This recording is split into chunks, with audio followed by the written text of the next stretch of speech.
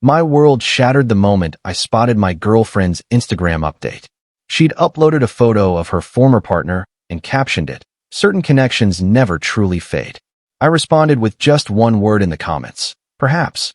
Right after, I called off the Christmas gathering where I'd intended to ask her to marry me. 2 days passed, and then my girlfriend appeared at my doorstep, clutching an item that looked incredibly costly. I'm Alex, 31, employed as a financial analyst at a medium-sized investment company in Boston.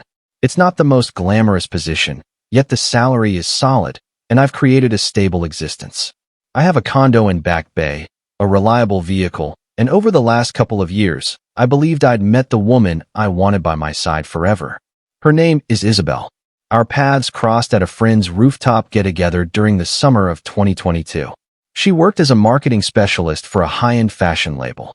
The type of person who enters a space and quietly changes its atmosphere. Dark locks, quick humor, and a chuckle that convinced you that you alone had ever amused her. The connection was immediate. In under 3 months, we were committed solely to each other. By the 6-month mark, I was introducing her to my family. Come our first anniversary, thoughts of engagement rings were already filling my mind. It all seemed flawless, at least until December 12, 2024. Relationships grow from trust, from countless tiny shared experiences that form a strong foundation. Isabel and I possessed exactly that. We enjoyed lazy Sunday pancakes at her apartment, aimless nighttime cruises along Route 1, and those silly private jokes nobody else could grasp. I'd begun leaving a toothbrush at her place. She kept an entire drawer of her belongings in my home. We were constructing something genuine, something lasting. Or that's what I believed. Update 1. It happened on a Thursday night. I was lounging on my sofa, browsing Instagram following an exhausting string of meetings. The feed held the typical variety, meals, jokes, the odd holiday snapshot. Then her post appeared. Isabel had shared an image. Initially, it seemed harmless. Probably just another stylish picture, I assumed. But once it fully appeared, my gut twisted. The photo showed her ex, Cameron. Not a random one.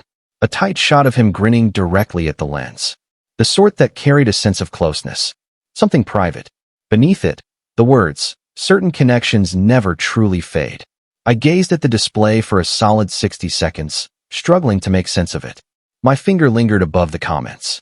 Already, a dozen replies had appeared. Hearts everywhere. How touching. A friend commented, "You two were meant for each other." Someone else added, "I always sensed your bond was unique." It hit me like a blow to the ribs. Cameron, the man she'd been with for 3 full years prior to me. The one she claimed belonged to the distant past. The one whose name rarely came up anymore, since she insisted that phase was entirely over. Their split occurred 6 months before we met, and she always called it mutual, peaceful, and completely done. I didn't reach out by phone. I sent no message. I simply typed one word, "Perhaps." Then I shut off my phone and remained still, sensing my reality shift off balance. The holiday event was scheduled just 6 days away. I'd reserved a secluded area at an upscale downtown restaurant. Not some flashy, extravagant spot, but one with timeless charm. I'd invited 30 guests, her circle, mine, both sets of parents. I'd arranged for a photographer to discreetly record the instant I knelt.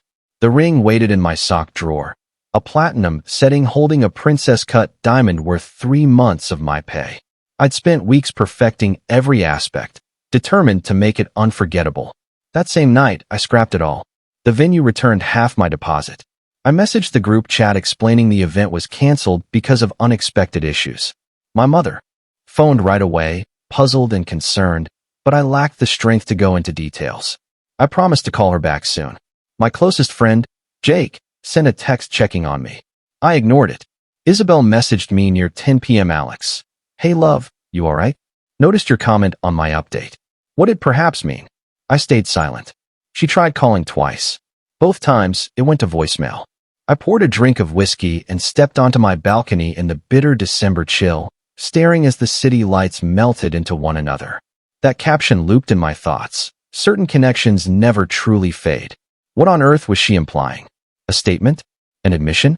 Was she announcing to everyone, or specifically to me, that lingering emotions for him remained? I felt foolish. I felt wounded. I felt like the classic character caught off guard in a terrible romance film. Only this wasn't comedy. This was reality. Update 2. I awoke Friday to 17 unread messages from her. Alex, what's wrong? Alex, are you upset with me? Alex, talk to me please. Alex, I have no idea what I did. Alex, sweetheart, you're frightening me. Around midday, I finally answered. We should discuss this. Not immediately. I require some distance. Her reply came instantly. Distance from what? What's wrong? Did I cause this? I left it unanswered. That weekend felt endless and painful. Food held no appeal. Concentration escaped me. I replayed the update endlessly, analyzing each syllable of the caption. I visited Cameron's page, something I hadn't done in ages. He appeared content, thriving, accomplished. He was in the tech world, part of a startup that had secured recent investment. His feed overflowed with workout images, adventure pictures, and inspiring sayings.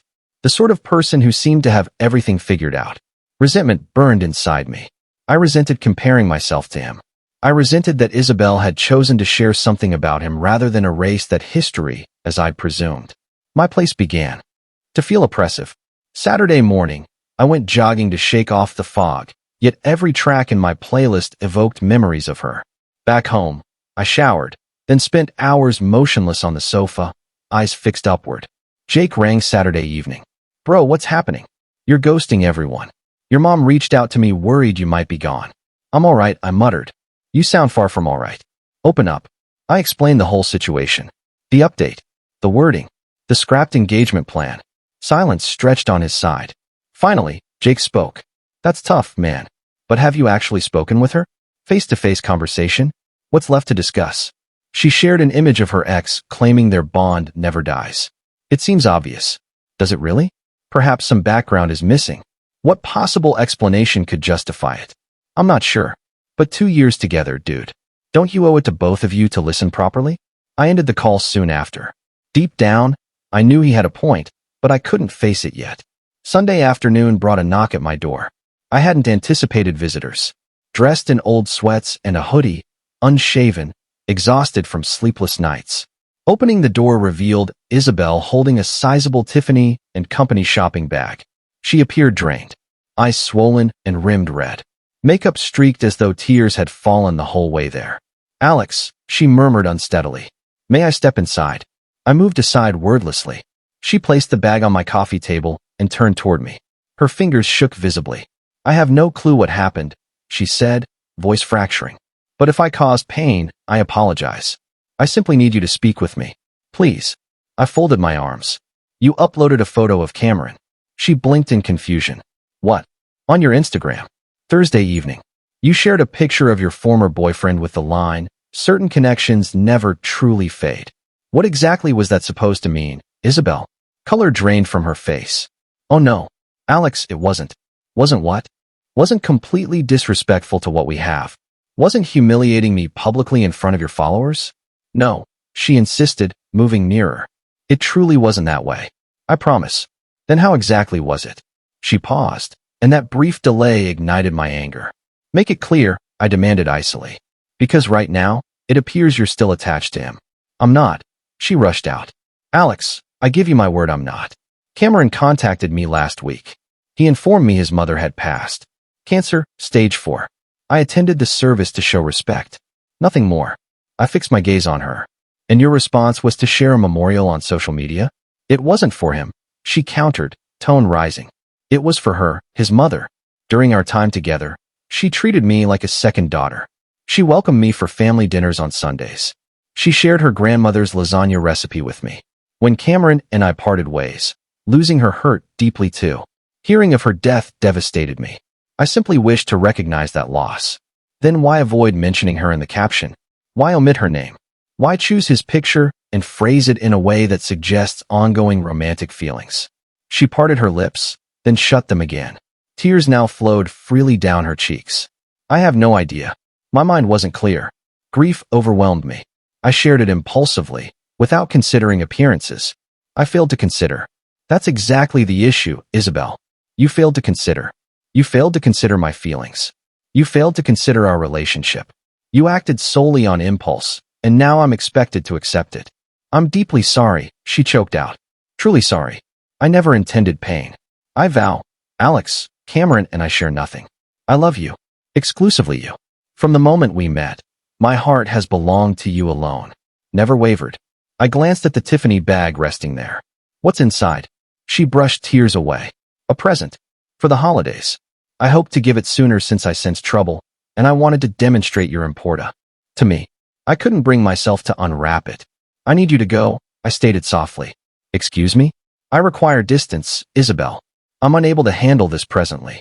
She reached toward me, but I withdrew. Don't do this, please, she breathed. I love you. We can repair it. I'll remove the update. Anything you ask. Just don't shut me out. Leave. She lingered there, eyes pleading for reversal. When none came, she retrieved her bag, abandoning the Tiffany one, and headed for the exit. At the threshold, she paused once more. I love you, Alex. I hope you feel that. Then she departed. Update 3. The following days blurred together. I buried myself in tasks, lingering at the office long after hours, steering clear of any reminder of her. Colleagues picked up on it. My supervisor even spoke to me privately on Tuesday, inquiring about my well-being. I assured him it was merely personal matters. He let it go. The Tiffany bag remained untouched on my table. Each time I passed, pressure built inside. One side urged me to look inside. Another wanted to discard it. On Wednesday, December 18th, an unfamiliar number called. I nearly skipped it, but instinct made me answer. Hello? Alex speaking? A male voice inquired. Yes. Who is this? Cameron here. My frame stiffened instantly. Why are you calling? I realize you likely want nothing from me, he replied, but I must speak with you. Regarding Isabel. I have zero interest in your words. Just 5 minutes. Please. Between men. I ought to have ended it, but intrigue won. All right. Speak. He exhaled heavily. I'm aware of the Instagram update. Isabel mentioned the argument it sparked, and I believe I should clarify matters. Continue. That update had nothing to do with me. Not as you're imagining. My mother passed 2 weeks back. Pancreatic cancer. It progressed rapidly.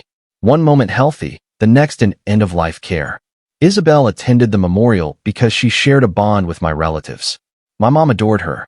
Post-breakup, she still inquired about Isabel. Her presence at the ceremony would have delighted my mom. That's the extent of it. No lingering ties. None for years. Then explain the update. Because she can be thoughtless at times, he stated plainly. I'm not excusing her.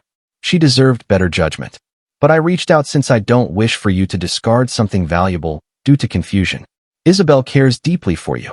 You're a constant topic when we speak. Even during those brief minutes at the service, she spoke only of you. She mentioned your plan to propose. My chest tightened. She shared that with you? Yes. During the gathering afterward. She described being happier than ever. You gave her a security she'd never known. So when she phoned yesterday in tears, explaining you'd asked her to leave and refused contact, I decided to intervene. Between men. Words escaped me. Listen, Cameron went on, I understand your anger. In your position, I'd likely feel identical. Yet if she matters to you, reach out. Truly converse. Don't allow this to dismantle what you share. From everything she's described, your connection is authentic. Rare. He disconnected before I replied. I remained seated, phone in hand, feeling the foundation shift once more. His words replayed endlessly. You're a constant topic. You gave her security. I approached the table and at last examined the contents of the Tiffany bag. Final update. A watch rested inside.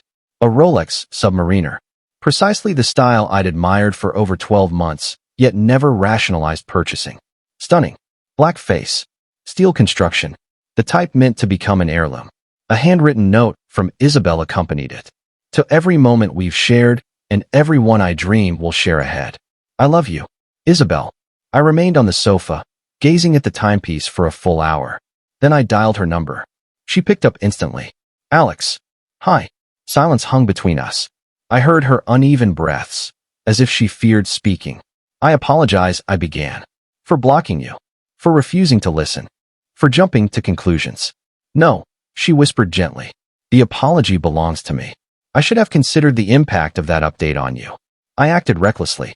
Grief clouded my judgment regarding appearances. But no justification exists. I caused you pain and regret it deeply. Cameron contacted me. He did? He clarified the situation. His mother. The service. Everything concerning you. She paused briefly. I never requested his call. I realize. Yet I'm grateful he made it. My stubbornness prevented me from hearing it directly from you. Another quiet stretch. May I visit? She asked, almost inaudibly. Yes. Come here. 20 minutes later, she arrived. We conversed for hours. About the update. About trust.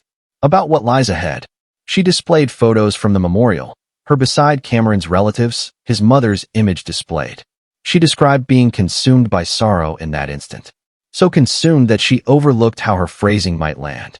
I ought to have written, some individuals remain in your heart forever. Or centered it on his mother. She admitted. But clarity escaped me. I simply ached for her. And wished to pay tribute. I understand now, I told her. Truly. Yet it terrified me completely. I believed you were slipping away. You're not losing me, she replied, grasping my hand. I'm here. Always have been. By night's end, we reached a better place. Not flawless, but stable. We ordered food in. Relaxed on the sofa. Watched a mindless action flick we barely followed. Normalcy returned. Security returned. I proposed on New Year's Eve. No gathering. No audience. Just us on the balcony, viewing fireworks above Boston Harbor. The ring still waited in my drawer. Ready. As I knelt, she interrupted before I finished speaking. Yes. 3 months on, we remain together. Still navigating. I won't pretend it's been seamless. Occasionally that update resurfaces in my mind. How nearly I abandoned everything. Yet I also recall the watch. Cameron's outreach. The truth that errors can occur without harmful purpose. We've begun couples counseling. Not from crisis. Simply to strengthen our communication skills. Isabel removed the update a week later. She offered me a private apology. Not for the world to see. We committed to consulting one another before sharing anything potentially ambiguous in the future. I'm unsure whether this makes me wise or foolish. Perhaps both. For the moment, though, I'm embracing forgiveness. I'm embracing that love doesn't demand flawlessness. It requires presence through chaos. And truthfully, I'm relieved I didn't allow ego to ruin something valuable enough to salvage. Edit 1. Many have questioned why I delayed speaking with Isabel immediately. Truthfully, ego, pain, anxiety, unclear even to me. At that instant, it seemed justified. In hindsight, perhaps misguided. Yet I'm discovering that the correct choice sometimes feels the most difficult. Edit 2. To those curious, I've never shared any of this publicly online. Unlike certain others, I keep personal turmoil private. The contradiction isn't lost on me. Edit 3. We've chosen a date. October 2025. Intimate ceremony. Only nearest friends and relatives. Isabel is organizing alongside my mother. Watching them collaborate is genuinely heartwarming. I'm still imperfect at open dialogue. But effort continues. From both sides.